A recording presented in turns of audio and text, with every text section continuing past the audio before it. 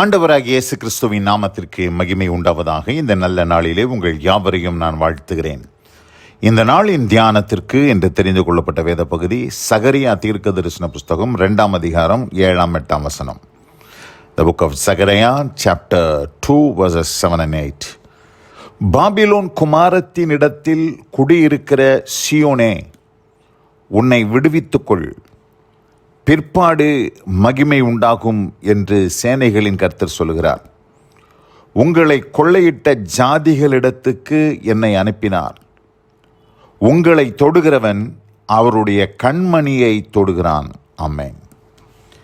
பிரியமானவர்களே, நான் வாசிக்க கேட்டதான இந்த வார்த்தைகளிலே இங்கே கர்த்தர் என்ன சொல்லுகிறார் என்று சொன்னால், அவருடைய ஜனத்தை பார்த்து பாபிலோன் சிறையிருப்புக்கு சென்ற தம்முடைய பிள்ளைகளை ஆண்டவர் மீண்டும் சிறையிருப்பிலிருந்து அவர் எருசலேமுக்கு அவர்களை திரும்பி வருவதற்கான வழிவாசல்களை திறந்திருந்த பொழுதிலும் சிலர் அங்கேயே உட்கார்ந்துருந்தாங்க, பாபிலோனிலே குடியிருந்தாங்க.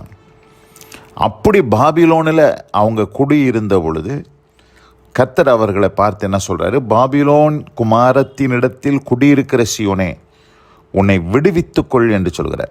எஸ்கேப் ஃப்ரம் பாபிலோன் அப்படின்னு ஆங்கில வேதத்தில் போட்டிருக்கு. எஸ்கேப் ஃப்ரம் பாபிலோன், பாபிலோன்லேருந்து திரும்பி நீ ஓடி வா, உன்னுடைய சொந்த நாட்டிற்கு, உன் சொந்த வீட்டிற்கு, சீயோன் இருக்க வேண்டிய இடத்திற்கு நீ திரும்ப வேண்டும் என்பதை ஆண்டவர் சொல்கிறார்.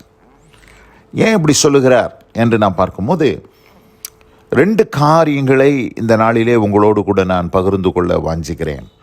ஒன்று எகிப்து, இன்னொன்று பாபிலோன். இது ரெண்டுமே பார்த்திங்கன்னா ஆவிக்குரிய வாழ்க்கையில் கர்த்தருடைய பிள்ளைகளுக்கு எதிர்மறையாக, அவைகள் முரண்பாடாக இருக்கக்கூடிய 2 இடங்கள். ஒன்று எகிப்து, இன்னொன்று பாபிலோன். இந்த எகிப்து என்று சொல்லும்போது அது என்ன என்று பார்க்கும்போது, நம்முடைய ரட்சிப்பின் வாழ்க்கைக்கு முன்னதாக நாம் வாழ்ந்த ஒரு வாழ்க்கை. அதாவது, நான் என்றைக்கு இயேசு கிறிஸ்துவை சொந்த இரட்சகராக ஏற்றுக்கொண்டேனோ அந்த நாள் முதல் நான் எகிப்திலிருந்து விடுதலை ஆயிடுறேன்.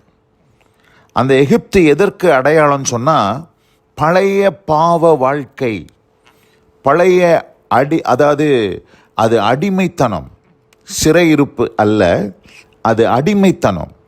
அடிமைத்தனத்தின் வீடாகிய எகிப்தில் பாவத்துக்கு அடிமைகளாக நம்ம முற்பிதாக்களின் பாவங்கள், நாம் செய்த பாவங்கள், முன்னோர்களின் பாவங்களெல்லாம் நம்முடைய தலையின் மேல் குவிக்கப்பட்டு பாவத்துக்கு அடிமைகளாக சாத்தானுடைய ஆளுகைக்கு கீழே நம்ம இருந்தோம்.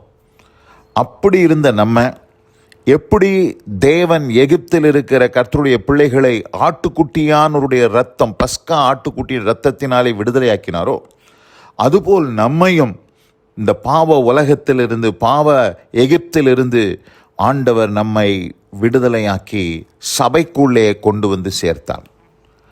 ஆனால் பாபிலோன், அதாவது எகிப்திலிருந்து விடுவிக்கப்பட்ட தேவ ஜனம் கானானுக்குள்ளே பிரவேசித்த பிற்பாடு, அவர்கள் சோர மார்க்கமாக போன பிற்பாடு, கர்த்தரை விட்டு தூரமாய் விலகி போன பிற்பாடு, தேவன் அவர்களை மறுபடியும் எகிப்துக்கு அனுப்பவில்லை. எகிப்திற்கு அனுப்ப மாட்டார். எகிப்து என்பது அடிமைத்தனம். ஆனால் எங்கே அனுப்புனார் பார்த்தீங்கன்னா, பாபிலோன் சிறையிருப்புக்கு அனுப்புனார். எக்ஸைல்ஸ், சிறையிருப்பு. அடிமைத்தனம் வேற, சிறையிருப்பு வேற. இப்போ இவர்கள் சிறையிருப்புக்கு எங்கே போயிட்டாங்க? பாபிலோனுக்கு போயிட்டாங்க. அப்போ பாபிலோன் என்னன்னு கேட்டிங்கன்னா, ரட்சிக்கப்பட்ட வாழ்க்கைக்கு பின்னதாக இருக்கக்கூடிய ஒரு வாழ்க்கை. இந்த பாபிலோன் எதற்கு அடையாளமாக இருக்கிறது என்று சொன்னால், உலகத்திற்கு அடையாளமாக இருக்கிறது. ஆண்டவர் நம்மை பாவத்திற்கும், உலகத்திற்கும், மாமிசத்திற்கும், பிசாசுக்கும் தேவன் நம்மை விடுதலையாக்கி கொண்டு வந்து அவருடைய சபையிலே வைத்திருந்த பொழுதிலும், இன்றைய காலகட்டத்தின் சபை, இந்த காலகட்டத்தில், இந்த கடைசி காலத்தில் வாழ்ந்து கொண்டு இருக்கிற சபை எங்கே இருக்குதுன்னு கேட்டிங்கன்னா, பாபிலோனில் குடியிருக்குது. பாபிலோன் என்பது உலகம். எகிப்து என்பது பாவத்தின் அடிமைத்தனம். பாபிலோன் என்பது உலகம். இன்றைக்கு சபை எங்கே போயிருச்சுன்னா, உலகத்துக்குள்ளே போயிருச்சு. இன்றைக்கி சபை எங்கே கிடக்குதுன்னா, உலகத்துக்குள்ளே கிடக்குது. உலகம் சபைக்குள்ளே வந்துருச்சு, சபையும் உலகத்தோடு கலந்து போயிருச்சு.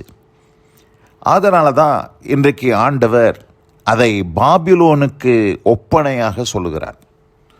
அந்த பாபிலோனிலிருந்து ஆண்டவர் நம்மை விடுதலையாக்க விரும்புகிறார். பாபிலோனை குறித்து வெளிப்படுத்தல் 17ஆம் அதிகாரம் 5ஆம் வசனம் சொல்லுகிறது, மேலும் ரகசியம் மகா பாபிலோன் வேசிகளுக்கும் பூமியில் உள்ள அருவருப்புகளுக்கும் தாய் என்னும் நாமம் அவள் நெற்றியில் எழுதியிருந்தது. இந்த இடத்துல பார்க்கிறோம், வேசிகளுக்கும் பூமியில் உள்ள அருவருப்புகளுக்கும் தாய் என்கிற நாமம் அந்த பாபிலோனிலே எழுதியிருந்ததை பார்க்கிறோம். அப்போ இன்றைக்கு சபை எங்கே கிடக்குதுன்னா, உலகத்தோடு ஒட்டி உறவாடி உலகத்துக்கு அடுத்த காரியங்கள். இன்றைக்கி எல்லாமே பார்த்திங்கன்னா ஒரு வேர்ல்ட்லி டச் இருக்குது. ஒரு ஆராதனையாக இருக்கட்டும், ஒரு செய்தியாக இருக்கட்டும், இன்றைக்கி பார்க்கும்போது எல்லா ப்ரோக்ராம்ஸ் எல்லாத்துலேயுமே பார்த்திங்கன்னா அந்த உலக ரீதியான ஒரு டச், அந்த உலகத்தினுடைய ஒரு சாயல் இன்றைக்கு சபைக்குள்ளே வந்துருச்சு. அதிலிருந்து தான் ஆண்டவர் நம்மை விடுவித்து கொள்ள சொல்கிறார். எப்போ பாபிலோன் சிறையிருப்பிலிருந்து ஆண்டவர் ஜனங்களை விடுதலை ஆக்கினாரோ அங்கே இருக்கக்கூடாது, அதிலிருந்து நம்ம எஸ்கேப் ஆகி வந்துடணும். அதுதான் சொல்கிறாரு, எஸ்கேப் ஃப்ரம் பாபிலோன். பாபிலோனிலிருந்து நீ உன்னை விடுவித்துக்கொள் என்று சொல்கிறார். அப்படி விடுவித்து கொண்டால்தான் 8ஆம் வசனம் சகரியா 2:8 சொல்லுது, பிற்பாடு மகிமை உண்டாகும். அதுக்கப்புறம் தான் மகிமை உண்டாகும், இல்லைன்னா மகிமை உண்டாகாது. இப்படி ஆண்டவர் சொல்லிட்டு என்ன சொல்கிறாரு, உங்களை தொடுகிறவன் அவருடைய கண்மணியை தொடுகிறான்.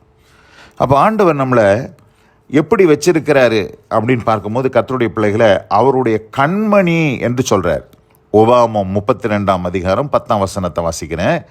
பாழான நிலத்திலும் ஊழையிடுதலுள்ள வெறுமையான அவாந்தர வெளியிலும் அவர் அவனை கண்டுபிடித்தார், அவனை நடத்தினார், அவனை உணர்த்தினார், அவனை தமது கண்மணியை போல காத்தருளினார்.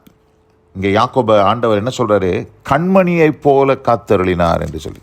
கர்த்தருடைய பிள்ளைகளை ஆண்டவர் அவருடைய கண்மணியை போல, ஆப்பிள் ஆஃப் த ஐஸ், கண்மணியை போல தேவன் பாதுகாக்கிறார் என்பதை தான் இங்கே சொல்கிறார். எப்போ நடக்கும் இது? அப்போ ஆண்டவர் சொல்கிறார், உன்னை தொடுகிறவன் என்னை தொடுகிறான் என்று சொல்கிறார். என் கண்ணுக்குள்ளே கையை விடுறான்னு சொல்கிறார். நம்ம யாரையும் கண்ணை தொட விடவே மாட்டோம், கை டக்குன்னு கையை பிடிச்சிடுவோம். ஆனால் ஆண்டவர் பாருங்கள், அவருடைய பிள்ளைகளை என் கண்மணியை போல் நான் பார்த்துக்குவேன், யாரும் அவங்கள தொட முடியாது அப்படின்றத இங்கே சொல்கிறார். எப்போ இது நடக்கும்னு கேட்டிங்கன்னா, பாபிலோன் குமாரத்தினிடத்திலிருந்து நம்மளை விடுவித்து கொண்டால்தான் மகிமை உண்டாகும் என்பதை நாம் புரிந்து கொள்ள வேண்டும். இந்த அருமையான இந்த நல்ல நாளில் கூட இந்த வசனம் கேட்ட கர்த்தருடைய பிள்ளைகள் யாவரும் இந்த உலகத்துக்கு அடுத்த காரியத்திலிருந்து நம்ம விடுபடணும். உலக சிநேகம் தேவனுக்கு விரோதமான பகை. ஆதலால் பிரியமானவர்களே, இந்த நல்ல நாளிலும் கர்த்தர் ஒவ்வொருவரையும் அப்படிப்பட்ட அனுபவத்தோடு வழி நடத்துவாராக. God bless you all. Amen, amen. நாம் ஜெபிப்போம். எங்கள் அதிகமாய் நேசிக்கிற எங்கள் அன்பின் பரலோக பிதாவே, பாபிலோன் குமாரத்தினிடத்தில் குடியிருக்கிற சியோனே, உன்னை விடுவித்துக்கொள் என்ற வார்த்தையின்படி ஆண்டவரே, இந்த நாளிலே ஆண்டவரே, ஒவ்வொருத்தரும் இந்த உலகத்துக்கு அடுத்த காரியத்திலிருந்து தங்களை விடுவித்து கொண்டு, உலக சிநேகம், உலகத்துக்கு அடுத்த காரியம், அந்த பேட்டர்ன் ஆஃப் த வேர்ல்டு ஒன்றும் இன்றைக்கு சபைக்குள்ளே வராதபடி அவைகளிலிருந்து முற்றும் வேறு பிரிக்கப்பட்டவர்களாக வாழ கர்த்தர் கிருபை செய்தருவீராக. ஆசீர்வதியும், மகிமை உண்டாகட்டும்.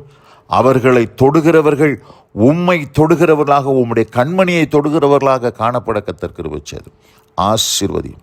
இயேசு கிறிஸ்துவின் வல்ல நாமத்தில் பிதாவே, ஆமென், ஆமென்.